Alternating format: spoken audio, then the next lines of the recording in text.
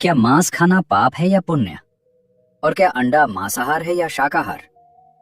आज के इस वीडियो में हम जानेंगे कि हमारे शास्त्र इस विषय पर क्या कहते हैं।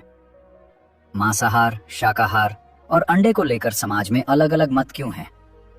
एक ऐसा गहरा ज्ञान जिससे आज भी बहुत से लोग अनजान हैं। तो वीडियो को अंत तक देखिए। बहुत पुराने समय की बात है, जब नगर छोटे थे, वन विशाल थे और ज्ञान पत्थरों की इमारतों में नहीं बल्कि कुटियों और वृक्षों की छाया में बसता था। घने साल और पीपल के वृक्षों से घिरे एक शांत आश्रम में प्रातःकाल का समय था। आश्रम में रहने वाले शिष्य अपने दैनिक कर्म पूरे कर चुके थे। कोई जल भरकर लौटा था, कोई समिधा समेट रहा था और कुछ शिष्य गुरु के समीप भूमि पर आसन जमाए बैठे थे। आश्रम के मध्य में एक वृद्ध साधु बैठे थे। उनकी आंखों में कठोरता नहीं बल्कि गहरी शांति थी। वर्षों का तप उनके चेहरे पर साफ झलकता था। उसी समय एक युवा शिष्य जो अब तक मौन बैठा था थोड़ा आगे बढ़ा। उसके चेहरे पर संकोच नहीं बल्कि भीतर चल रहे द्वंद्व की झलक थी। शिष्य बोले, गुरुदेव, आज मन में एक प्रश्न उठा है। साधु ने आंखें खोली और शांत स्वर में बोले, प्रश्न उठना ही मनुष्य का पहला धर्म है, कहो। शिष्य ने एक क्षण रुककर कहा, गुरुदेव, मांस खाना पाप है या पुण्य? और यदि कोई व्यक्ति भूख से व्याकुल होकर मांस खा ले तो क्या वो भी पाप ही कहलाएगा? उसके शब्द समाप्त होते ही आश्रम में सन्नाटा छा गया। साधु कुछ देर तक मौन रहे, मानो प्रश्न को नहीं, प्रश्न के पीछे छिपी पीड़ा को सुन रहे हों।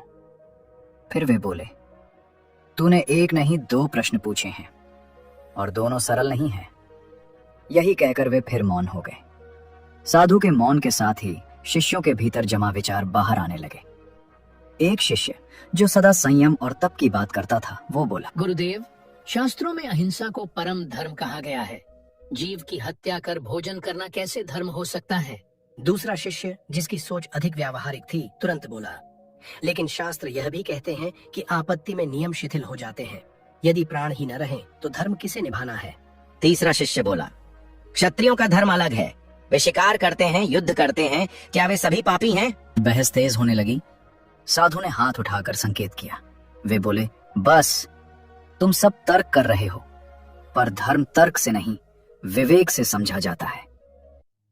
उत्तर पाने के लिए अब तुम्हें एक कथा सुननी होगी। साधु ने अपनी दृष्टि दूर वन की ओर डाली और बोले, ये कथा उस समय की है जब वन आज से भी अधिक घने हुआ करते थे। एक वन में एक महान ऋषि रहते थे। वे तपस्वी थे, अहिंसा के पालन करता थे। उनके साथ कुछ युवा शिष्य भी रहते थे। वे फल, कंद और जल पर जीवन यापन करते थे। एक वर्ष उस वन में भयंकर अकाल पड़ा। वर्षा नहीं हुई, फल सूख गए, कंद मिलना कठिन हो गया।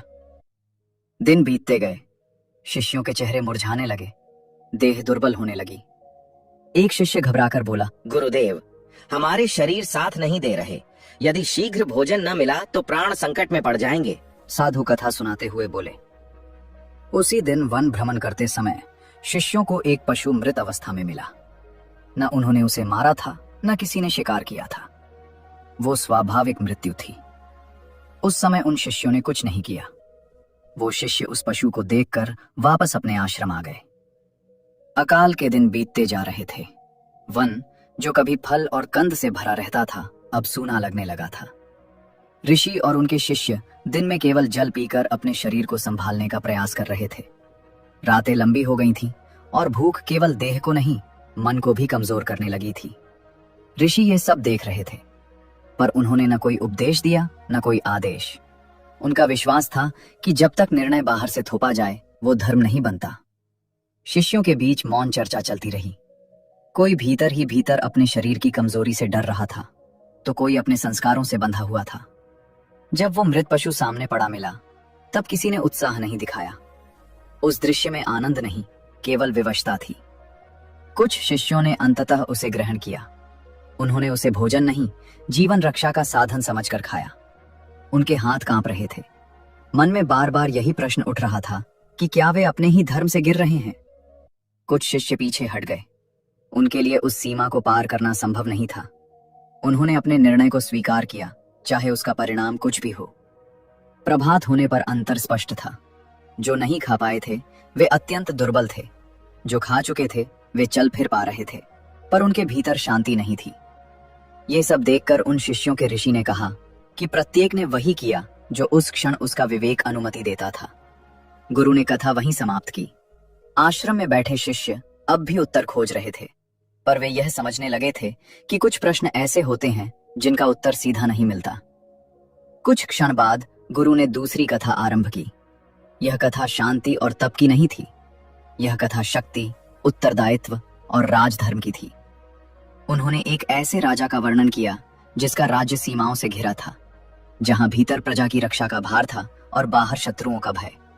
राजा स्वयं शिकार करता था, युद्ध विद्या में निपुण था और मांस का सेवन करता था। गुरु ने बताया कि उस राजा के लिए भोजन केवल देह का प्रश्न नहीं था, बल्कि राज्य की सुरक्षा का भी था। उसकी दुर्बलता केवल उसकी नहीं, पूरी प्रजा की दुर्बलता बन जाती। एक दिन सभा के शांत वातावरण में एक विद्वान ब्राह्मण ने राजा के समक्ष प्रश्न रखा। उसके स्वर में न कटुता थी, न दंभ, केवल धर्म की चिंता झलक रही थी। ब्राह्मण ने कहा, राजन, आप मांसाहार का सेवन क्यों करते हैं? हमारे धर्म में तो संयम, करुणा और अहिंसा को श्रेष्ठ माना गया है। एक राजा यदि प्रजा के लिए आदर्श है तो उसका आचरण भी शुद्ध होना चाहिए। फिर आप ऐसा आहार क्यों चुनते हैं जो साधुजन के मार्ग से भिन्न है? राजा ने यह सुनकर कोई क्रोध नहीं दिखाया, ना ही तुरंत तर्कों की वर्षा की। फिर उसने गंभीर स्वर में कहा, ब्राह्मण देव, आपका प्रश्न उचित है, पर मेरा धर्म आपके तप का धर्म नहीं, ये सिंहासन का धर्म है। मैं राजा हूं और मेरा प्रथम कर्तव्य आत्म कल्याण नहीं, प्रजा की रक्षा है। यदि मेरी दुर्बलता प्रजा पर भारी पड़े तो मेरा वैराग्य व्यर्थ हो जाएगा। राजा आगे बोला, मेरे लिए भोजन केवल जिह्वा का सुख नहीं है, ये मेरे शरीर की शक्ति और मन की स्थिरता से जुड़ा हुआ है। यदि मैं मांस का सेवन ना करूं, शिकार का अभ्यास न करूं, तो मेरे भीतर वो बल कैसे आएगा जो युद्ध भूमि में आवश्यक होता है? और यदि मैं स्वयं युद्ध विद्या में दक्ष न रहूं, तो संकट के समय अपनी सेना का नेतृत्व कैसे कर पाऊंगा? ब्राह्मण ने फिर शांत भाव से कहा, राजन, बल तो तप और साधना से भी मिलता है। क्या शाकाहार में शक्ति नहीं? क्या संयम से वीरता नहीं जन्म लेती? राजा ने उत्तर दिया, निस्संदेह तप में भी महान शक्ति है, पर हर आश्रम का धर्म अलग होता है। ब्राह्मण का धर्म तप है, क्षत्रिय का धर्म शौर्य और संरक्षण है। जो तपस्वी के लिए त्याग है, वही राजा के लिए कभी कभी दुर्बलता बन जाता है। अंत में राजा ने कहा, मैं मांस का सेवन स्वाद के लिए नहीं करता, नहीं मैं हिंसा को धर्म मानता हूं। मैं वही करता हूं जो मेरे कर्तव्य को निभाने में सहायक हो। जिस दिन मुझे लगे कि मेरा आहार मेरे धर्म से भटक रहा है, उस दिन मैं स्वयं उसका त्याग कर दूंगा। पर जब तक सिंहासन पर बैठा हूं, मेरा धर्म तप नहीं, रक्षा है। फिर गुरु ने शिष्यों को समझाया कि यदि वही राजा वनवासी ऋषि जैसा आचरण करे तो राज्य नष्ट हो जाएगा, और यदि वही ऋषि राजा जैसा आचरण करे तो उसका तप नष्ट हो जाएगा। दोनों के कर्म अलग थे, पर दोनों अधर्म में नहीं थे। आश्रम में बैठे शिष्यों के भीतर अब एक नई समझ जन्म ले रही थी। वे अब ये नहीं पूछ रहे थे कि कौन सही है और कौन गलत। वे ये समझने लगे थे कि धर्म स्थिर नहीं, सजीव है। अगली सुबह गुरु ने किसी को आदेश नहीं दिया था, केवल इतना कहा था कि यदि धर्म को समझना है तो उसे लोगों के बीच जाकर देखो। एक शिष्य अकेला चला। उसके मन में अभी भी वही प्रश्न था, पर अब वह उत्तर शास्त्र में नहीं, जीवन में ढूंढना चाहता था। थोड़ी दूर चलने पर एक छोटा सा गांव दिखाई दिया। कच्ची दीवारों वाले घर, आंगन में बिखरा हुआ भूसा और सुबह के काम में लगे लोग। शिष्य ने महसूस किया कि यहाँ धर्म किसी ग्रंथ में बंद नहीं है, बल्कि हर व्यक्ति के चेहरे और हाथों में बसा हुआ है। वो धीरे धीरे गांव के भीतर गया, बिना किसी दिखावे के, जैसे सीखने आया हो, सिखाने नहीं। गांव के किनारे एक किसान बैठा था। उसके हाथ मिट्टी से सने थे और चेहरा थकान से भरा हुआ। शिष्य कुछ देर उसके पास खड़ा रहा, फिर उसने बात शुरू की। उसने किसान से पूछा कि क्या उस प्रश्न का कोई उत्तर उसे यहाँ साधारण लोगों के बीच मिल सकता है। किसान बोला, बेटा, अगर पूछने आए हो तो खुलकर पूछो। हम यहाँ कोई विद्वान नहीं है, पर जो जीते हैं वही बताते हैं। खेत में जो उगता है वही हमारे धर्म की भाषा बन जाता है। शिष्य ने अपने मन की बात रखी और पूछा कि जब लोग मांस खाते हैं तो क्या वह पाप कहलाता है? किसान बोला, जब बरसात ठीक होती है, अनाज घर भर देता है, तब हम भी शुद्ध खाते हैं, मन भी हल्का रहता है। पर जब सूखा पड़ता है, जब बच्चे भूखे सोते हैं, तब पेट पहले बोलता है, शास्त्र बाद में याद आते हैं। किसान कुछ क्षण रुका, फिर और धीमे स्वर में बोला, अगर उस समय कोई मांस खा ले तो क्या भगवान उससे मुंह फेर लेते हैं, या भगवान पहले यह देखते हैं कि आदमी किस हाल में था? शिष्य के पास इसका कोई उत्तर नहीं था। वो आगे बढ़ गया, लेकिन किसान की बातें उसके साथ चलती रहीं। गांव के दूसरे छोर पर एक शिकारी खड़ा था। उसके पास धनुष रखा था और वो तीरों को साफ कर रहा था। उसके चेहरे पर कठोरता नहीं थी, बल्कि एक तरह की थकान और सजगता थी। शिष्य ने शिकारी से पूछा कि जब वो शिकार करता है तो क्या उसके मन में कभी ये डर नहीं उठता कि कहीं वो पाप के रास्ते पर तो नहीं चल रहा? शिकारी बोला, लोग हमें हिंसक कहते हैं, पर कोई यह नहीं पूछता कि हम यह काम क्यों करते हैं। यह जंगल हमें पालता है और हम जंगल का नियम जानते हैं।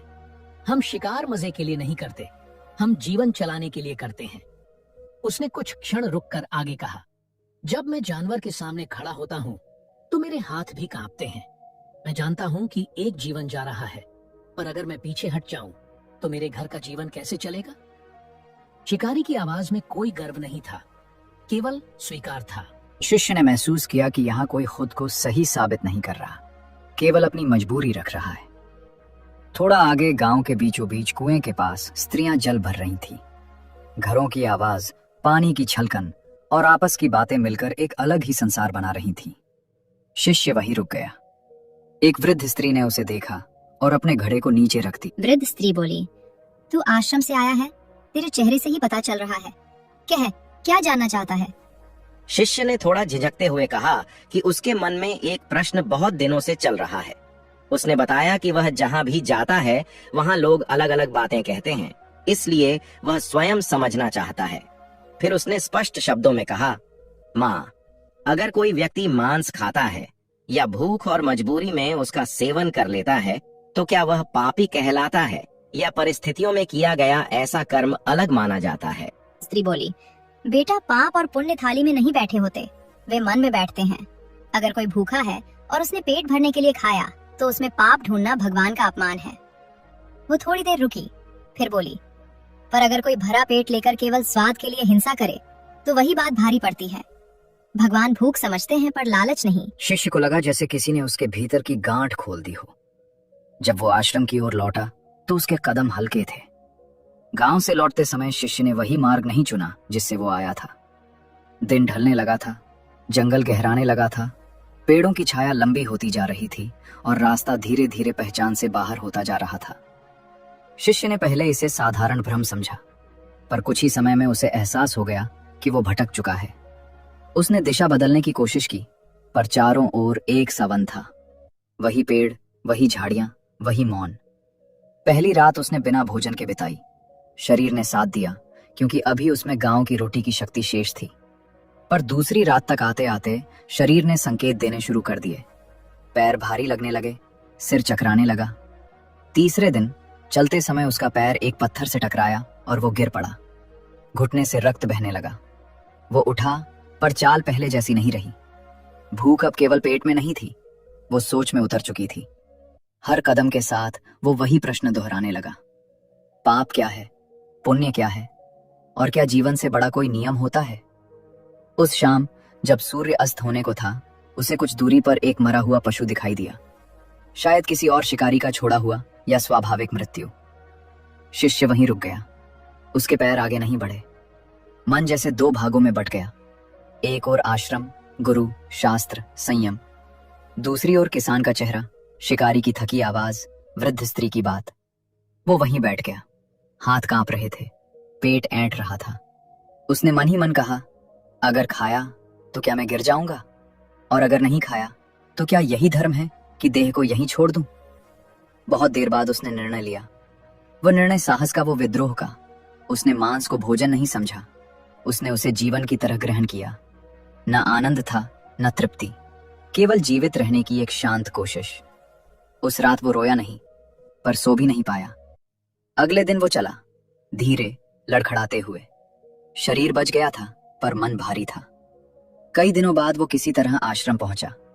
उसका चेहरा बदला हुआ था। आंखों में पहले जैसी उत्सुकता नहीं थी, बल्कि गहराई थी। गुरु उसे देखते ही समझ गए कि कुछ घटा है। उन्होंने कोई प्रश्न नहीं किया, केवल उसे बैठने का संकेत दिया। फिर शिष्य ने सब कह दिया। शिष्य बोले, गुरुदेव, आपके कहने पर मैं गांव गया था। मैं यह समझना चाहता था कि धर्म केवल ग्रंथों में ही रहता है या लोगों के जीवन में भी। वहां मैंने अलग अलग लोगों से बात की। हर व्यक्ति ने अपनी स्थिति के अनुसार मुझे उत्तर दिया। वह कुछ क्षण रुका, फिर आगे बोला। एक किसान मिला। उसने कहा कि जब खेत उपज देते हैं तब संयम आसान होता है, लेकिन जब सूखा पड़ता है तब भूख सबसे पहले बोलती है। उसने कहा कि मजबूरी में किया गया कर्म भोग से किया गया कर्म नहीं होता। फिर मुझे एक शिकारी मिला। उसने कहा कि वह शिकार आनंद के लिए नहीं करता, बल्कि इसलिए करता है ताकि उसके घर के लोग जीवित रह सकें। उसने बताया कि हर शिकार के समय उसके हाथ भी कांपते हैं, लेकिन पीछे हटने का अर्थ उसके परिवार की भूख होता है। शिष्य ने सांस ली और आगे कहा। फिर मुझे एक वृद्ध स्त्री मिली। उसने कहा कि पाप और पुण्य भोजन में नहीं, मन की नीयत में होते हैं। अगर कोई भूखा है और खा लेता है तो भगवान उसे नहीं ठुकराते। वह थोड़ी देर चुप रहा, फिर बोला, गुरुदेव, इन सब बातों को सुनकर मैं लौट रहा था, लेकिन रास्ते में मैं भटक गया। दिन ढल गया, जंगल घना हो गया और शरीर धीरे धीरे मेरा साथ छोड़ने लगा। उसकी आंखें नीचे झुक गईं। शिष्य बोले, भूख अब केवल पेट में नहीं थी, पैर कांप रहे थे, सिर भारी था। मैं चल तो रहा था, पर हर कदम बोझ बनता जा रहा था। वह कुछ पल रुका, जैसे शब्द जुटा रहा हो। फिर उसने कहा, उसी समय मुझे जंगल में एक मरा हुआ पशु दिखाई दिया। मैंने उसका शिकार नहीं किया था गुरुदेव, वह पहले से ही मृत था। मैं बहुत देर तक वहीं बैठा रहा। उसकी आवाज अब धीमी हो गई थी। मेरे मन में वही प्रश्न चल रहा था, क्या यह पाप होगा? क्या यहीं रुक जाना धर्म होगा या जीवन बचाना अधर्म? उसने सिर झुकाए हुए कहा, अंत में मैंने अपनी जान बचाने के लिए उस मरे हुए पशु के मांस का सेवन कर लिया। मैंने उसे स्वाद की तरह नहीं खाया, मैंने उसे ऐसे खाया जैसे कोई डूबता हुआ व्यक्ति सांस लेता है। शिष्य चुप हो गया, उसकी आवाज नहीं कांपी थी। गुरु ने तब भी यह नहीं पूछा कि उसने क्या खाया। उन्होंने केवल यह पूछा, जब तूने वह कर्म किया तब तेरे मन में क्या था?